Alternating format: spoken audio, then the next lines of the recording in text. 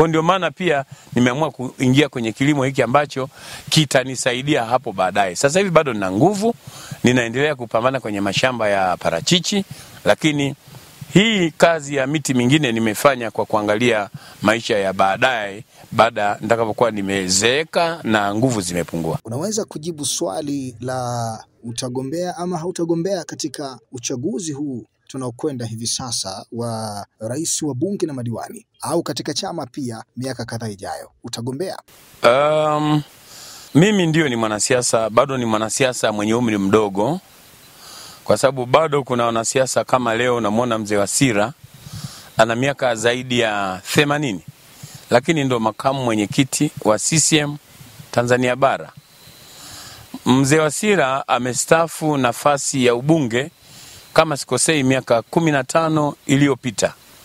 Alikuwa mbunge kule Tarime, lakini baadaye akastaafu. Lakini sasa hivi miaka 15 baadaye umemwona amerudi, amekuwa kiongozi mkubwa kabisa ndani ya chama chetu. Ni kiongozi wa pili ukiachana na nafasi ya mwenyekiti, yeye ni makamu mwenyekiti. Kwa hiyo kwenye siasa asikudanganye mtu kwamba kuna kustaafu.